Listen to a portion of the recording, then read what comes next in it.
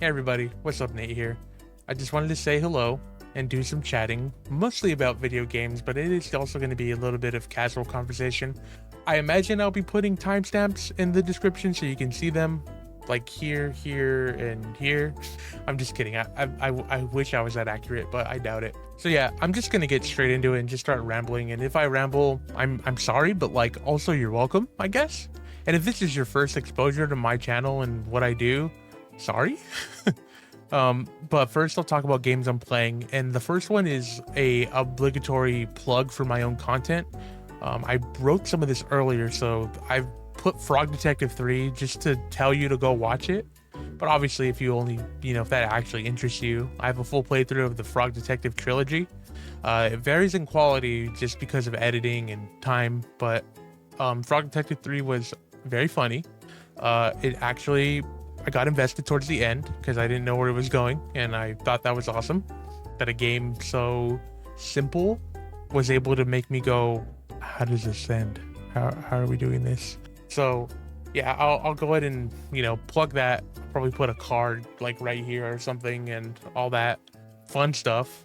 The other game I've been playing is Baldur's Gate 3, and there's a lot to talk about, but I promise you I will not spoil any of the story or the content in the story for the most part. I don't plan on spoiling that much. I may just spoil like mechanical things, but it may actually make you want to play it even more, because that's what happened to me.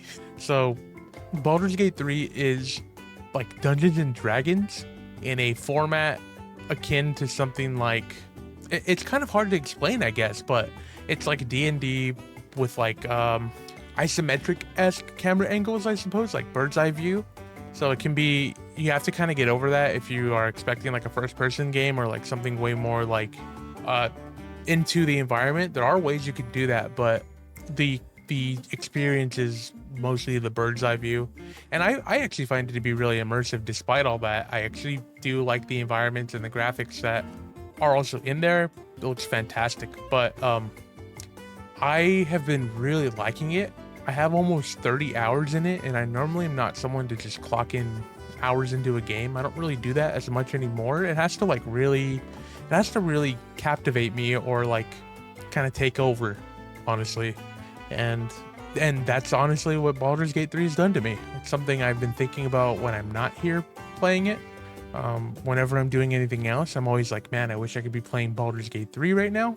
So it's pretty interesting, but I will say it does have a difficulty curve in terms of its combat and like resources and understanding a lot of those systems. Luckily, I played some of Divinity 2 Original Sin. I have some experience with it, but I found that to be a little more complicated than what Baldur's Gate 3 is getting. So I will say if like tactics are kind of not your jam, or like if you struggle with combat, there is an easier mode, but I don't know how much easier it gets. I'm playing straight in the middle, like not the easy mode, definitely not in the hard mode. And I'm actually having difficulty myself with certain encounters with higher leveled and like boss characters, but when I do end up like pulling something off and passing a combat thing, it feels really good. So I will just give you that warning. If that's not your jam, I would definitely recommend looking at gameplay, seeing if you can handle it or if it's something you are willing to tackle, I guess is probably a better way to say it. It's not, it's hard to say if it's difficult, but it definitely requires a lot of, because then that sounds like I'm saying like, oh, well, you're not paying attention. It requires attention to detail that may be asking a lot of the player. But the thing I really wanted to talk about with it is actually the dialogue and the depth that it has for repercussions and story reasons. So I'll try to simplify this explanation as much as I can. So I made myself a druid, which is like a natural, like almost like a holistic forest man, let's say, where I kind of gather herbs, I speak to the animals, I conjure up the mother nature's power to make it my own and use it for the greater good, I suppose. So you make medicines, you mix herbs, you can like change into an animal, like I believe you can get like a bear form. I didn't get that far with it, but so there's that already. And with that comes like conversation checks. So like, let's say I'm roaming in the overworld and I hear someone calling out like, help, help, I need, well, come, someone please come help me. And like, they're laid out and they have like a gash in their leg or something. You walk up to them and you're like, hey, what's going on? And they're like, I need someone. Can you please assist me? And, you know, it'll be the pretty standard like dialogue of like, got it, what do you need? Or, oh, sounds like a you problem, I'm out of here. Like, you know, like Fallout or like a typical like Western RPG. But then there's things like for Druid, it'll say, I think I have some spare herbs in my bag. Let's see what we got. Or, you know, an intelligence check would be like, oh, examine the wound to figure out what hurt this person, right? So then you can use the Druid option. And they're like, oh, the NPC will be like, oh, thanks so much. I'm so grateful you're a Druid and you are educated in this way, blah, blah, blah. And that's like a whole different dialogue thing that doesn't necessarily have to be there. And mind you, all the voices are voice acted. So like that's just one class. So I'm sure there are other things for like if you're a ranger or if you're a sorcerer or different classes, like there are different options and each character probably has different depths of, you know, their personality. They're like, oh, you're a sorcerer. Well, a sorcerer is the one who struck me down. Maybe you know them. Maybe it's your brethren. And then, you know, they get threatening and it's like, never mind, I won't help you. And then, but there's like the other depth of it where as a druid or certain other classes can learn is that you can learn to speak to animals. And sometimes you'll see like a like thrashed up road with like, you know, potentially blood or, you know, signs of a struggle somewhere. And there'll be a cat roaming around and you can like speak to the cat and they'd be like, oh, this person just walked through here and they defended all these people and they helped them. And, you know, thankfully they were able to save the civilians or the children that were here instead of those thieves trying to ransack the place. But then if you were to have that conversation, you would walk into that and maybe that person who saved them would be hostile and be like, oh, there's another one of you, or there's more, and they would maybe be threatening towards you.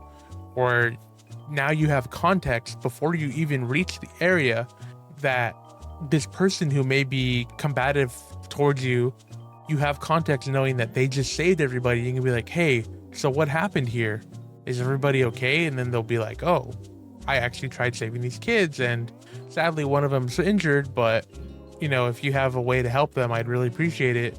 Versus like, if you don't know that, you might go in and think that he's trying to harm them or do something to them. And it's just really interesting. Stuff like that. There's also the sorcerer character I recruited has the ability now to speak to the dead. So he like conjures magic, and then like let's say there's a similar situation with that where that's a spoiler. I can't really say that. Well, let's say you're like encountering somebody, and in that encounter somebody ends up passing away. So then they like run, and then you can ask them questions even if you couldn't, because this antagonist had attacked them and basically ended them. You can then like revive them and they'll be like, oh, I'm so and so from this area. I was trying to save my daughter and this person came and told her this, but she's lying to her. So then it's your decision to go and meet this person who ran away and figure out if they're actually like who this person says they are, or if there's more to this character. Or you don't even pursue that and you just say like, I'm gonna end you. You know, it's just really interesting. And I feel like that's like a lot of explaining to do for what I'm saying, but I hope it makes sense. That's probably the biggest part of the game that like keeps me incredibly invested into it. Yeah, and then the other thing about Baldur's Gate 3 that I do want to mention, I mentioned being a druid, but I actually reclassed as a paladin because I didn't really like the way the druid character felt. He felt very, I don't want to say useless, but it just didn't feel like all the cool things he had were like anything really stood out. He just kind of felt like good at everything, like jack of all trades, master of none, right? And I didn't feel very good for the combat. I felt like I was just getting like snowballed out of control by the enemy no matter what, because all my abilities were okay, but there was nothing overwhelming for me to be like, oh, I can capitalize on this and be really good in combat with this thing or whatever. So I'm now playing a paladin, And as a paladin, you like swore an oath to a certain god or deity. And so one of them is for the greater good of the people. And something I did on a quest was deception, which is like kind of saying like, oh, well, I'm with so and so, so you should just let me in. And it's like breaking rules. It's like kind of not being very trustworthy or a good resource of trust for people. And so after I had that encounter and walked away, my whole screen like blacked out, and like the deity or like the person who oversees the oath was like, your oath, the person who gave you your oath would like to speak with you. So there's like a camp area that you go to heal at. And I'm assuming, I haven't done this, I've only read about it, is that as a paladin, minor spoilers by the way for paladins, so maybe skip ahead like 20 seconds. 3, 2, 1. So you go there and they tell you like, hey, you broke your oath, this isn't cool. You swore an allegiance to us. The only way you can, renew that and still have your abilities as a paladin, which is like laying hands on people to heal them, is to pay back what you owe as for breaking your oath. But there's a second option where you can decline that and become a hidden class called an oath breaker, which then is like, oh, well, I'm not doing it for the greater good of the people or for this god or for whatever. I'm doing it for my own reasons. And with that comes abilities similar to a paladin, but they might be a little more twisted, where like, let's say laying hands on others just heals them. I believe there's one where you do that to an enemy and then you sap their power and give it to yourself or to your party. So there's cool stuff like that. And I'm just talking about my own experience. There's probably like so many other layers I don't know about because I'm only playing these specific classes with, I believe I'm playing like a high elf. So like there's also that where people see like, oh, you're an elf, so you know how to do this or you can do that. Or I don't like elves because they did this to me or my family, so I will not talk to you anymore, and that conversation will just shut down. Like, you cannot go further with that. So there's depth to it where there are things you may not even have access to because you're just like the wrong class or the wrong, different race. So it's really interesting, and I want to play the game a million times with different characters, but I got to play the first one. I got to play the playthrough of the game first to know what the heck's going on. So that's kind of my ramble about Baldur's Gate 3. I really like it. I will say it may be out of people's depth because it's pretty intense. So if that's a thing that appeals to you, I would definitely look at gameplay. If you're playing on PC, you can get a refund after less than, I think, 2 hours. So maybe give it a shot for a couple hours, see how you like it. And then if you don't, just refund it. Yeah, so that's what I have to say about Baldur's Gate 3. We'll probably be talking about it more at some point, but I did want to take a moment to talk about it now and kind of give you that because there's a lot to say about that game. And it genuinely, it scares me because that's a lot of time, but it also excites me way more than it scares me. So I will now be moving on from Baldur's Gate 3. This is my way of telling myself to stop talking about it because I will just continue. Next up, the Great Ace Attorney. So I'm a big Ace Attorney fan. I don't really disclose this a lot on the channel, but I love the Ace Attorney series. I've played every single one except for Edgeworth 2 and Professor Layton Cross Ace Attorney. I love the trilogy a lot.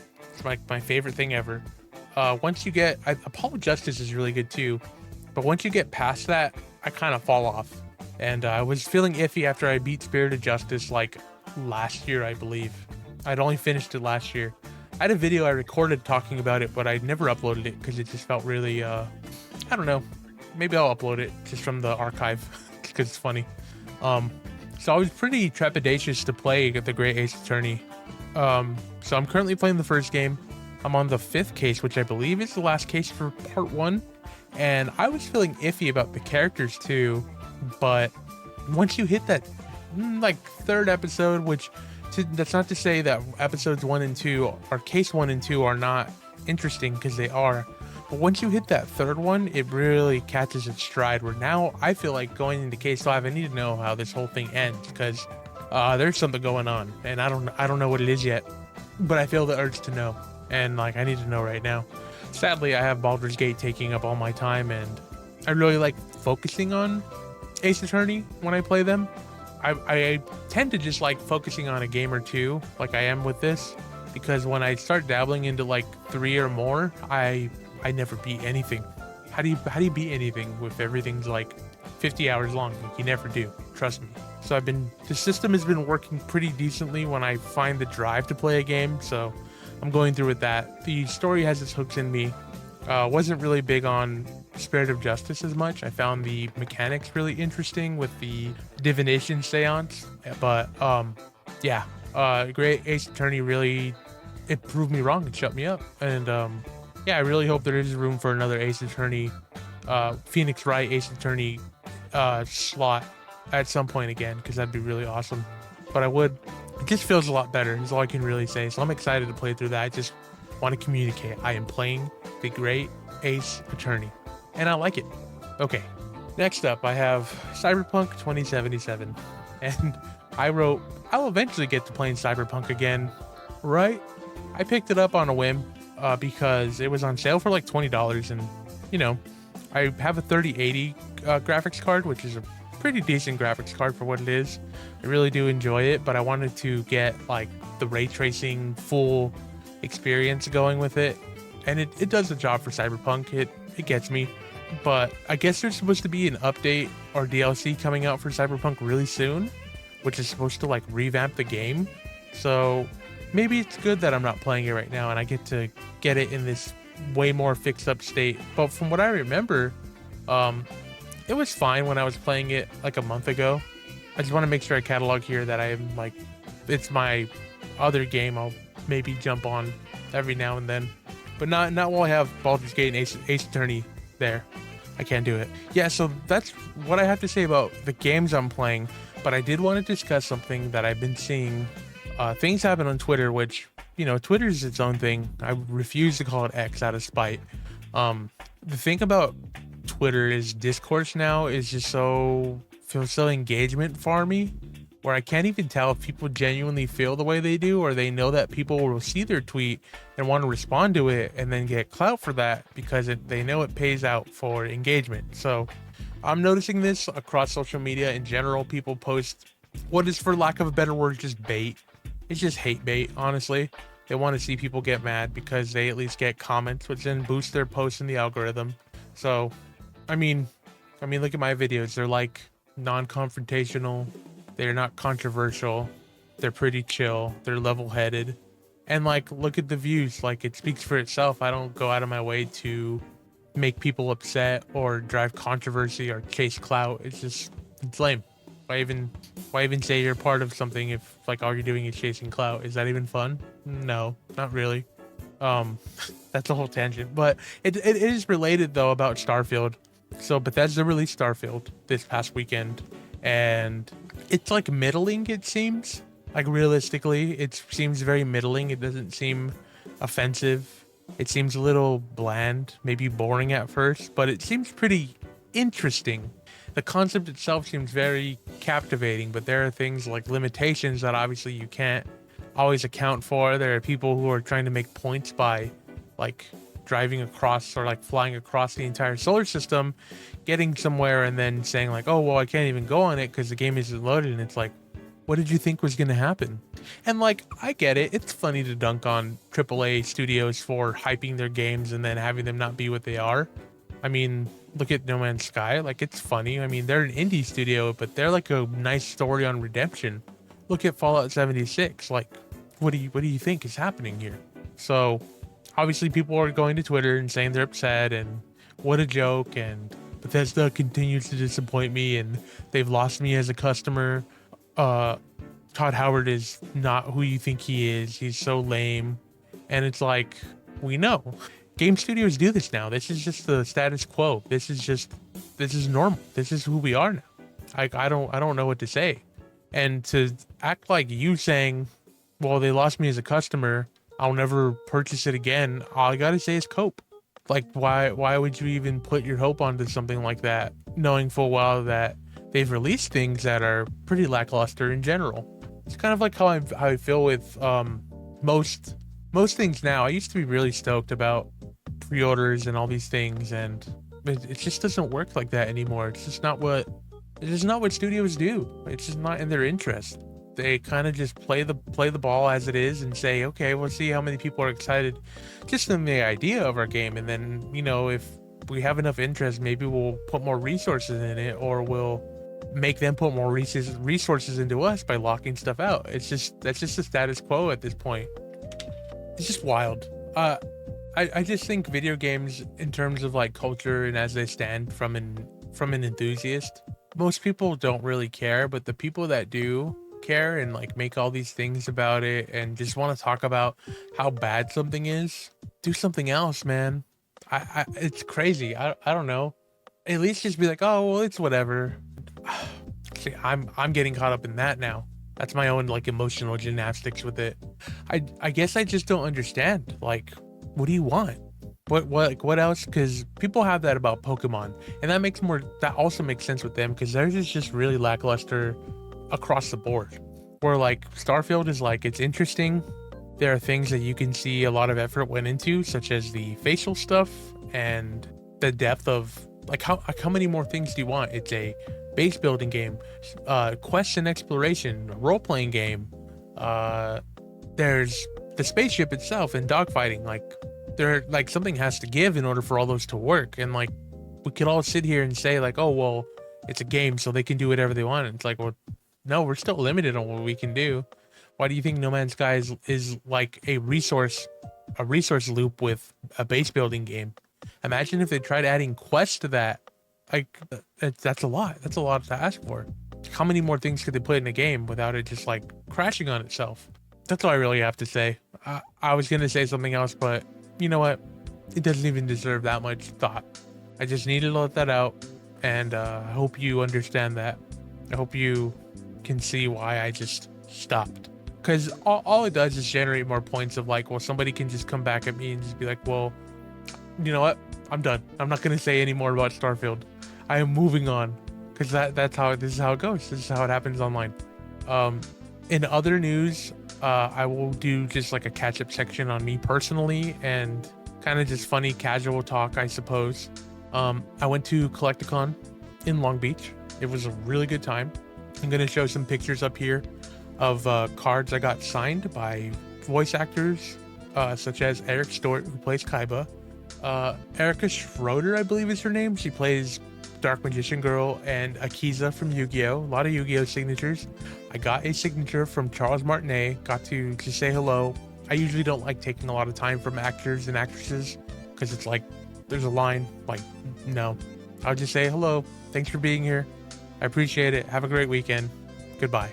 There's some people who just want to like, or like, thank you for what you do. I really appreciate your role as a character, and thanks for being here. I don't know, something really simple. I met Charles Martinet. I met Christina V. She plays Killua from Hunter x Hunter. She was nice. She was pretty nice. And I met Veronica Taylor, who voices Ash Ketchum from Pokemon. I will try and post pictures up of the cards I got signed. I don't have them in hand right now because I'm going to get them graded. So that'll be cool when those are in my hands.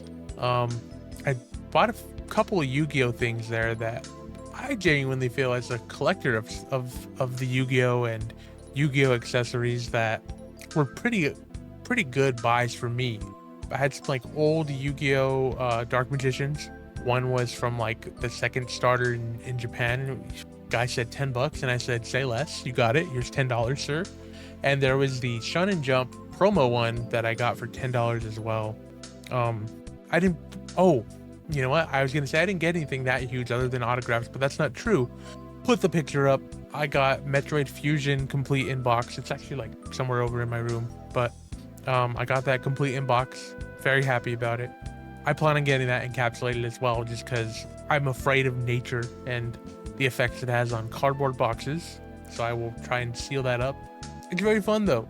I highly encourage anybody who likes that type of stuff to go to something like Collecticon or one of the anime conventions that they have voice actors at. Even if you don't really care for like voice acting and for all that, like getting autographs, just going to like be around like-minded people, it's really fun. It's like really, it's nice to be around people. I've been like, this is like also something I wrote down.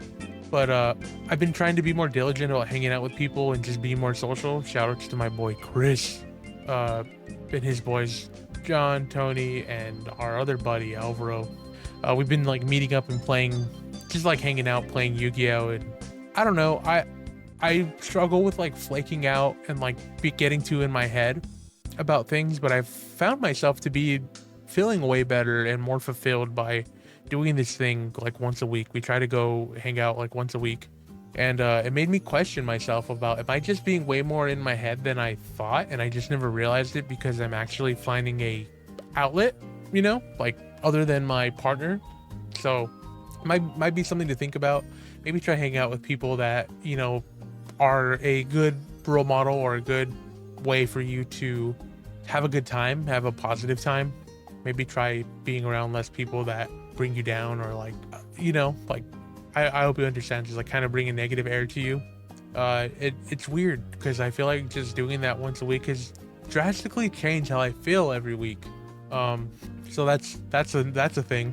I've also been trying to learn how to read and speak Japanese, and it's been really mind-blowing to just like conceptualize the idea of communication. Like linguistics in general kind of like are kind of scary, right? Because I'm talking to you in English, but like this is something you learned as like, you know, at some point, either if it's your first language or second, like it's something you had to learn.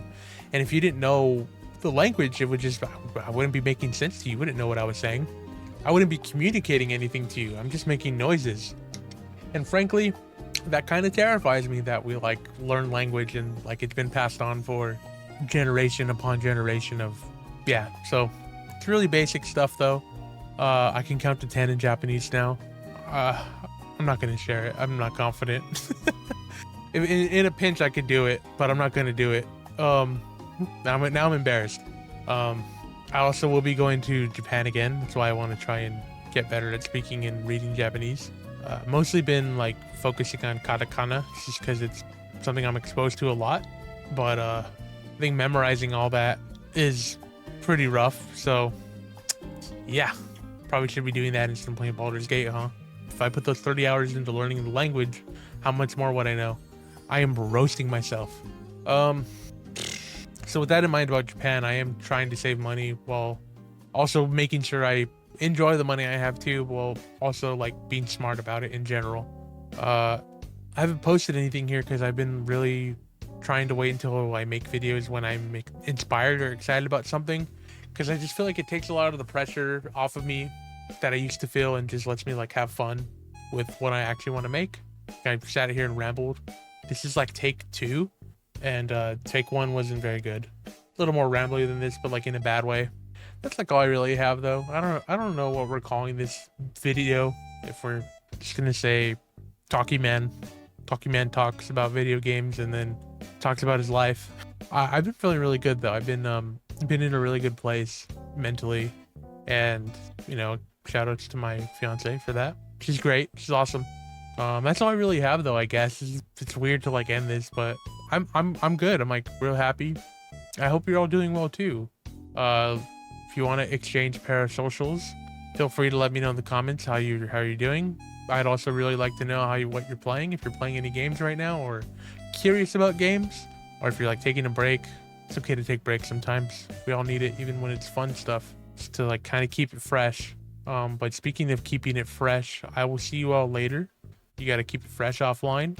If you'd like to follow me on social media, I'm at What's Up Nate on Twitter and Instagram. I almost said it. I almost said X, but I refuse to use it. I did once in one of these videos, but I will not. No. Musk be damned. I will keep saying Twitter until it's Twitter once again. Like what a waste of branding, dude. Come on, man. That's all I really have though. I hope you enjoyed my rambly time. I definitely enjoyed talking into the void. So I will see you on the next one, I guess. We'll have one at some point. More videos to come when I feel like it. Subscribe if you haven't already, though. I do appreciate you. I hope you have a great rest of your day. And I'll see you on the next one, whenever that is. But in the meantime, again, I kind of post more on social media when I'm kind of chilling and like ask for opinions on what to make next. So anyway, bye for now. See you on the next one.